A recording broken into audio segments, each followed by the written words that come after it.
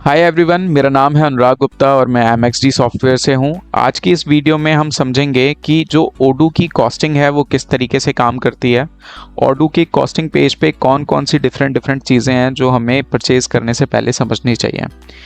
तो मैं थोड़ा सा इस पेज को मल्टीपल सेगमेंट्स में डिवाइड कर देता हूँ। देखिए, फर्स्ट सेगमेंट जो हमारा है वो है ओडू के प्लान्स, और ये प्लान्स हमें क्या क्या चीज़ें ऑफर करते हैं। ये हमारा फर्स्ट सेगमेंट है। दूसरा सेगमेंट है ओडू का फर्स्ट परचेज प्राइस और रेगुलर प्राइस, और तीसरा सेगमेंट है ओडू का ईयरली प्राइस और मंथली प्राइस। तो चलिए एक एक करके इन चीज़ों को समझते हैं। सबसे पहले हम ओडू का फर्स्ट सेगमेंट समझते हैं कि ये जो ओडू में हमें डिफरेंट प्लान्स मिलते हैं, इसमें हमें क्या क्या चीज़ें मिलती हैं। तो ओडू के फर्स्ट प्लान का नाम है ओडू फ्री, जिसमें ये हमें देता है 1 एप्लीकेशन और अनलिमिटेड यूज़र्स। इसका मतलब क्या है कि अगर मेरे को सिर्फ CRM यूज़ करना है या फिर मेरे को सिर्फ वेबसाइट बनानी है तो अनलिमिटेड यूज़र्स के लिए ओडू मेरे को वो एप्लीकेशन फ्री देगा। और जो ओडू की होस्टिंग होगी वो ओडू ऑनलाइन पे होस्टिंग होगी। होस्टिंग का मतलब क्या है, बेसिकली जो ओडू का कोड आप एक्सेस करोगे वो ओडू अपने पास ही रखेगा। ओडू ऑनलाइन उनकी एक होस्टिंग सर्विस है वहाँ पर, और ये जो एप्लीकेशन होगी ये कम्प्लीटली फ्री होगी। मतलब ओडू फ्री में आपको एक फ्री एप्लीकेशन मिल जाएगी जिसको आप कम्प्लीटली फ्रीली यूज़ कर सकते हैं। तो ये ओडू फ्री है। ओडू स्टैंडर्ड में आपको क्या मिलता है, आप एक कंपनी है, आप ओडू का स्टैंडर्ड प्लान लेना चाहते हैं। मतलब ओडू जैसा बना हुआ सॉफ्टवेयर है, जस्ट एज इट इज़ उसको आप यूज़ करना चाहते हैं, तो आप ओडू स्टैंडर्ड की तरफ जाते हैं। इसमें जो आपको होस्टिंग है वो ओडू ऑनलाइन की होस्टिंग मिलती है। ओडू ऑनलाइन पे आपका सारा कोड होस्ट होता है, आप इसको मॉडिफाई नहीं कर सकते। जो ओडू का स्टैंडर्ड चीज़ें सब बनी हुई हैं वही स्टैंडर्ड चीज़ें आप यूज़ करते हैं। तीसरी चीज़ है हमारे पास ओडू कस्टम। ओडू कस्टम का जो प्लान है हमारे पास वो काफ़ी कॉम्प्रिहेंसिव प्लान है। इसमें ओडू हमें सारी फ्लेक्सिबिलिटी देता है कि हम ओडू को मॉडिफाई कर सकते हैं अपनी कंपनी के रिक्वायरमेंट के अकॉर्डिंग।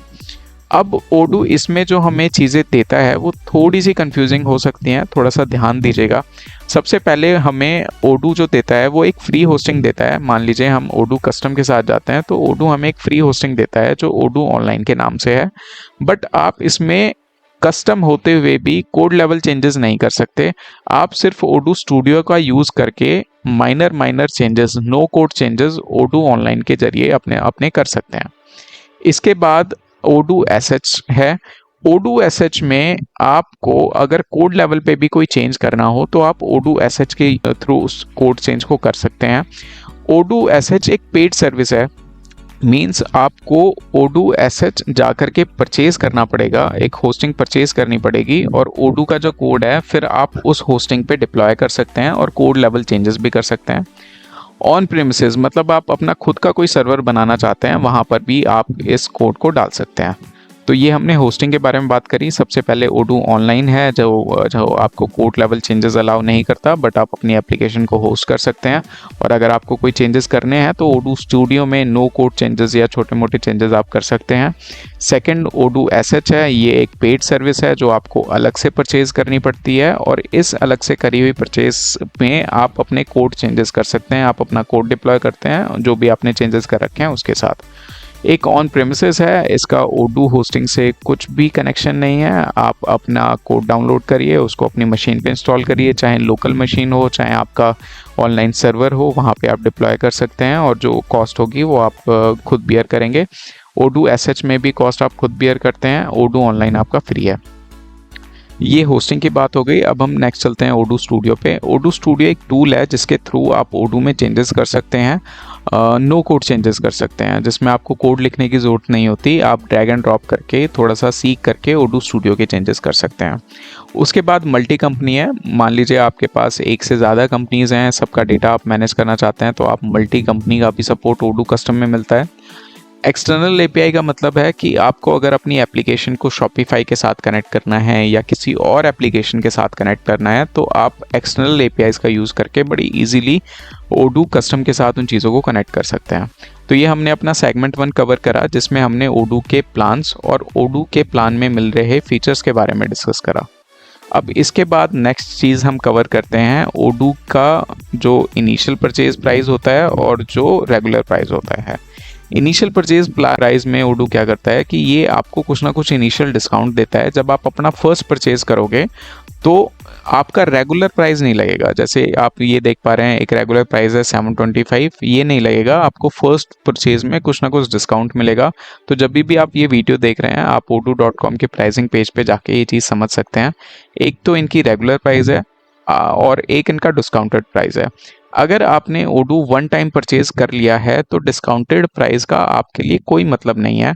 मान लीजिए आपने एक यूज़र परचेज कर लिया, 2 यूज़र परचेज कर लिए, तो आपने अपना इनिशियल डिस्काउंट यूटिलाइज कर लिया।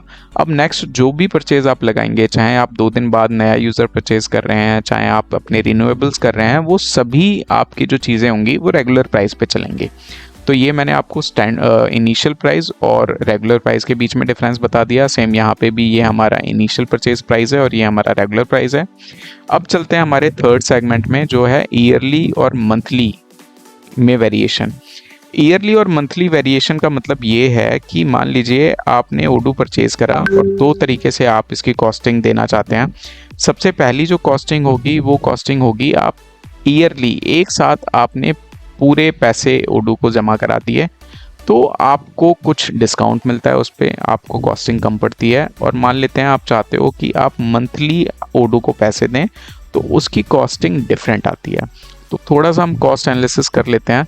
मान लीजिए हम कस्टम प्लान की तरफ जा रहे हैं और मैं इनिशियल परचेज प्लान पे ज़्यादा डिस्कस ना करते हुए मैं जाऊंगा स्टैंडर्ड जो इनकी कॉस्टिंग है उसके साथ। इस पे हम कॉस्ट कैलकुलेशन करते हैं।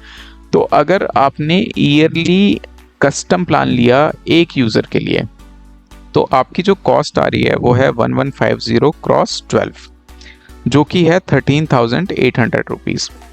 अगर इसको आप मंथली में चेंज कर देते हैं तो ये आती है आपके पास 1420 क्रॉस 12, ये आती है 17,040 रुपीज़, मतलब 17040।